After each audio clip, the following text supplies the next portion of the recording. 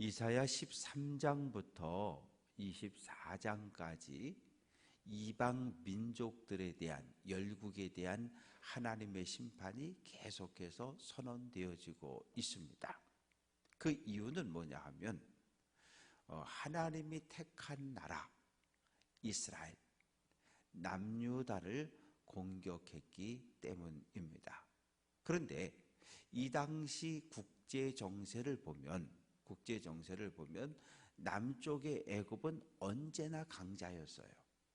남쪽의 애굽은 언제나 강자였고, 이스라엘 북쪽에는 아수르라고 하는 첫 번째 초강대국, 요즘 생각해 보면 미국이나 중국, 러시아처럼 이렇게 아주 초강대국의 나라가 세워지게 되고, 그러면 강한 나라가 약한 나라를 보호하고 도와주는 법 절대 없어요. 정복하고 굴복시키고, 그리고 조공과 세금을 강요하게 되어 있어요. 그러니 아수르라고 하는 강대국이 세워져서 주변 나라들을 공격하기 시작하니까 주전 735년에 아수르 주변에 있는 모든 나라들이 연합을 하는 거예요. 연합을 해서 1대1로 붙어서 정복당하느니 아수르 하나하고 주변 모든 나라가 똘똘 뭉쳐보자. 이것을 주도한 것이 북이스라엘 왕 베가였습니다. 그리고 아람 왕이었어요. 둘이 연합을 하고 여기 누가 붙었냐 하면 두로, 시돈, 블레셋, 모압, 암몬, 에돔 주변 모든 나라들이 다 붙었어요. 그런데 딱 한 나라만 안 붙은 거예요. 그게 남유다입니다. 그러니 이 남유다까지 전체가 다 똘똘 뭉쳐서 맞짱을 한번 뜨면 뜰 수 있겠는데, 남유다가 협력을 안 하니까 이 북이스라엘하고 아람 왕이 생각하기를 이거 안 되겠다. 우리가 아수르하고 싸우러 북쪽으로 올라가면 뒤쪽에 있는 남유다가 뒤에서 공격을 하면 이거 안 되니까 일단 그러면 남유다 예루살렘을 먼저 정복하고 그리고 힘을 모아서 올라가자. 그래서 남유다를 공격했어요.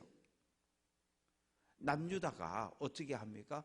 아수르로 사신을 보내서 우리가 지금 죽게 됐다. 친아수르. 미국 편을 들었더니 중국과 러시아가 막 두들겨 패는 것처럼. 그래서 우리가 죽게 됐으니 좀 도와달라. 그래서 아수르 군대가 출전해서 주전 732년에 아람을 멸망시키고, 주전 722년에 북이스라엘을 멸망시키고, 주변 모든 나라들을 다 멸망시켜버리는 거예요. 그러고 나서 북쪽에 다 중근동을 아수르가 정복하니까 그 다음엔 어디로 가겠어요? 애굽으로 가는 거예요. 그래서 애굽하고 또 맞짱을 떠서 애굽하고 전쟁이 벌어져서 애굽이 두 번에 걸쳐서 아수르 제국에 정복당하는 일이 있었는데, 오늘 그런 이야기가 말씀 속에 기록이 되어져 있습니다. 1절은 애굽에 대한 경고라. 여호와께서 빠른 구름을 타고 애굽에 임한다. 이건 뭐냐면 그 하나님의 심판이 애굽에 임한다는 거예요. 왜? 애굽은 언제나 하나님이 택한 백성 이스라엘을 향해서 위협하는 민족이었거든요. 단 한 번도 호의적인 때가 없어요. 물론 그 솔로몬 왕이 애굽의 공주와 결혼한 적이 있어요. 바로의 딸과. 그때는 관계가 좋았어요. 왜? 애굽의 우상들이, 애굽의 신상들이 이스라엘로 다 들어갔으니까. 자기 딸을 시집 보내놓고 그 나라를 공격하는 그런 장인은 없거든요. 그 외에는 늘 이 애굽과 이스라엘의 관계는 늘 어떻게 보면 애굽이 강대국, 이 이스라엘은 약소국. 그래서 늘 통치와 지배를 당하는 그런 상황이었는데, 하나님께서 하나님의 백성을 괴롭혔던 이 애굽을 심판하시는 심판하십니다. 심판하는데 구체적으로 아수르 군대를 동원해서 심판하셨던 거예요. 그래서 2절 말씀 속에 보면 애굽은 두 가지 문제가 있었습니다. 첫째는 내전이에요. 내란이라고 그러죠. 요즘 소말리아 쪽에서 그 내란이 일어나가지고 서로 자기들끼리 싸우잖아요. 우리가 1950년에 한국 전쟁이 일어나서 남과 북이 싸웠던 것처럼. 그래서 애굽은 첫 번째 내전이 일어납니다. 상애굽이 있고 하애굽이 있는데 서로 둘로 나뉘어서 서로 치고받고 싸우는 거예요. 그러다가 어떻게 돼요? 아수르의 공격을 받고 다 망해버렸어요. 그래서 형제가 형제를, 이웃을, 성읍을, 나라를, 이 나라라고 하는 것은 우리가 생각하는 나라 개념이 아니고요. 당시에 가나안 땅에도 많은 성읍들이 있었잖아요. 성읍 하나가 한 나라였어요. 우리 표현으로 해보면 강원도가 만약에 그 이스라엘 땅이라고 한다면 원주, 뭐 춘천, 횡성, 홍천, 이게 전부 하나의 나라고 각 나라마다 왕이 있었어요. 애굽도 마찬가지였습니다. 그래서 애굽이 결국은 연약해질 것이고 3절 말씀 보면 우상에게 빌고, 애굽은 8가지 신을 섬겼습니다. 기본적으로. 그리고 우상에게 달려가서 빌어도 해결이 안 되니까 마술사, 신접한 자, 요술객을 찾아가서 우리나라가 어떻게 될 거냐, 어디로 도망가야 살 거냐, 이것을 묻고, 그리고 허둥대는 이야기. 4절 말씀 보면 애굽인을 잔인한 주인의 손에 붙인다. 잔인한 주인의 손은 두 가지 의미가 있는데, 폭군이 일어나는 경우가 있습니다. 왜? 서로 내전이 일어났으니까. 두 번째는 아수르 왕 사르곤 2세를 이야기를 합니다. 그래서 5절부터 이어지는 말씀들을 보면 바닷물이 없어지고 강이 잦아 마른다. 이 바닷물이라 그러는데 애굽에서 바다를 뭘 바다라고 불렀냐면 나일강을 바다라고 불렀어요. 나일강은 에티오피아에서부터 시작해가지고 전 세계에서 두 번째로 긴 강이거든요. 이 어마어마하게 긴 강을 애굽 사람들은 바다라고 불렀습니다. 그런데 이 나일강이 말라버리는 거예요. 이 나일강에서 풍부한 수량으로 인해서 이 물을 그 양 좌우에다가 해서 양쪽으로 쫙 그 벼농사를 짓는 나라가 이 애굽이었는데, 강들이 마르기 시작하면서 농사를 지을 수 없고, 강들이 마르면서 물고기가 떼죽음을 당해서 악취가 나고, 그리고 7절 말씀 보면 가까운 나일강 주변의 모든 밭들이 농사를 지을 수 없어서 황폐화되고, 8절 말씀 보면 어부들은 탄식하고, 왜? 어부들이 배를 타고 나가서 낚시하고 그물 던져야 되는데 이 어업이 무너지고, 9절 말씀 보면 세마포 만드는 자, 배 짜는 자. 이 세마포는 그 애굽에서 제사장 계급들이 입는 아주 고가의 옷입니다. 그리고 배라고 하는 것은 일반 백성들이 입는 옷인데, 이 직물 산업이 붕괴되어지고, 10절 말씀 보면 기둥이 부서지고 품꾼들이, 기둥이라고 하는 것은 애굽의 중간 관리자들, 품꾼은 하층 노동자들, 즉 애굽의 경제가 위에서부터 아래까지 완전히 다 붕괴되어 버리는 거예요. 어업, 농업, 상업, 공업 모든 경제가 일순간에 다 붕괴되어져 버리고, 11절 말씀 보면 소안의 방백은 어리석고 바로의 가장 지혜로운 모사의 책략은 우둔해졌다. 소안이라고 하는 것은 오랫동안 애굽에서 수도 역할을 했던 아주 중요한 땅이고, 노비라고 하는 것은 멤피스라고 되어져 있는데 한때 애굽의 수도로서 이름을 날렸던 그런 도시들입니다. 이 도시들이 다 점령당하고 무너져 버립니다. 12절 말씀 보면 선지자가 조롱합니다.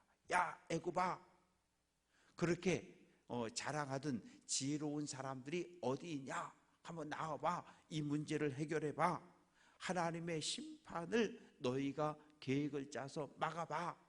그렇게 조롱을 하지만 애굽은 하나님의 심판을 견디지 못합니다.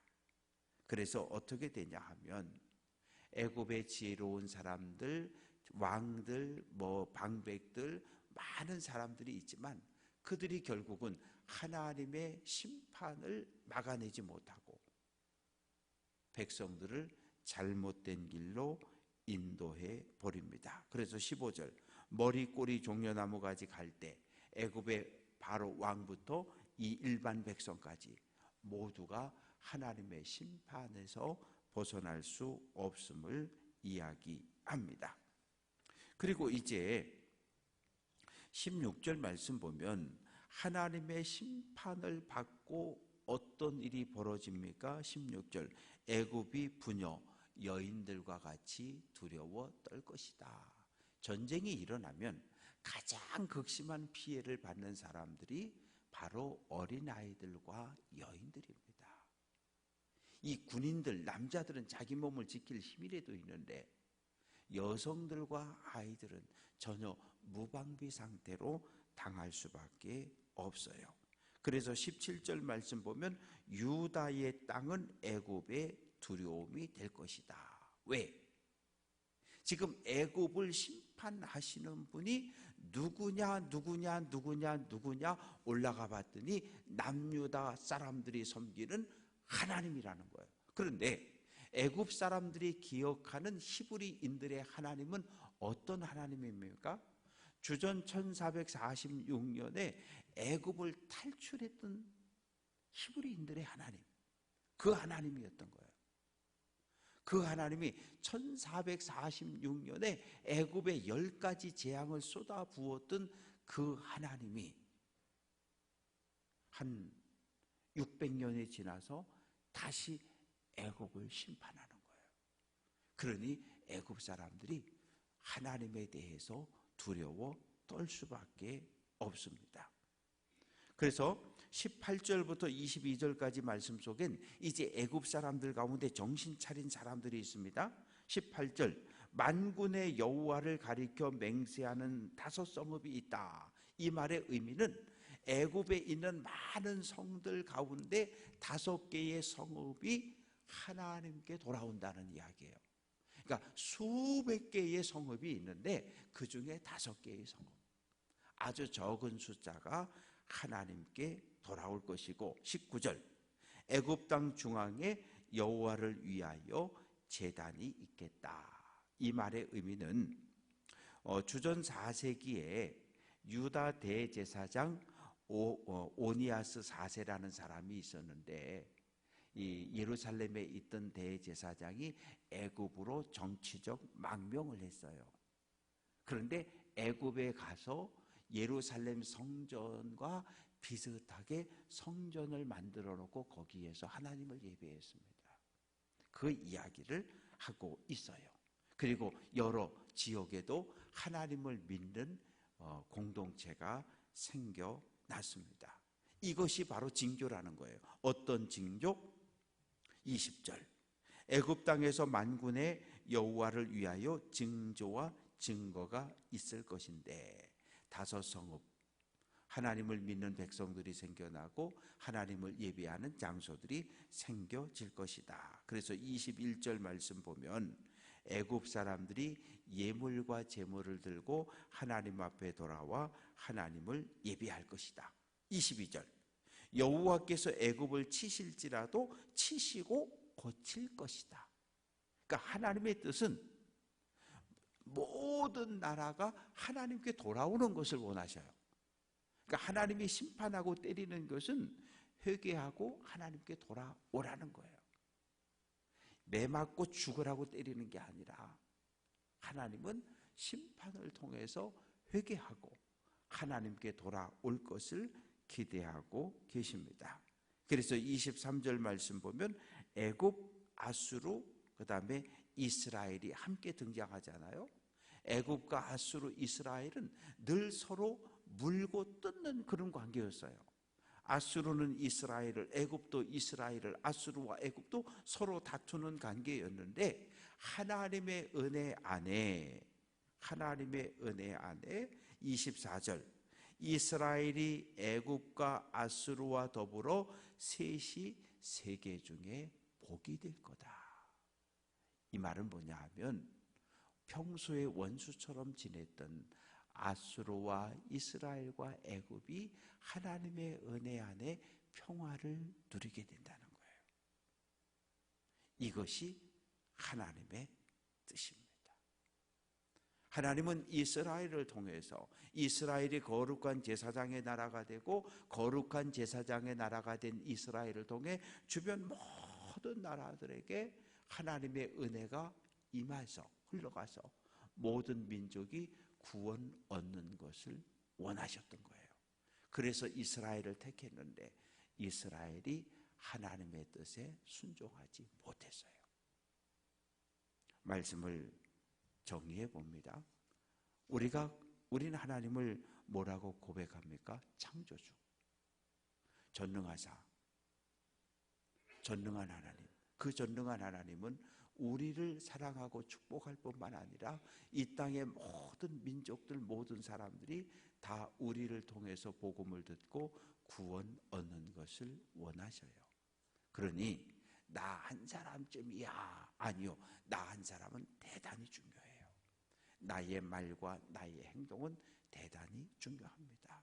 오늘 한 날 나는 하나님의 거룩한 백성이라고 하는 자부심을 가지고 믿음의 길을 잘 달려갈 수 있는 귀한 성도들 될 수 있기를 주님의 이름으로 축원합니다.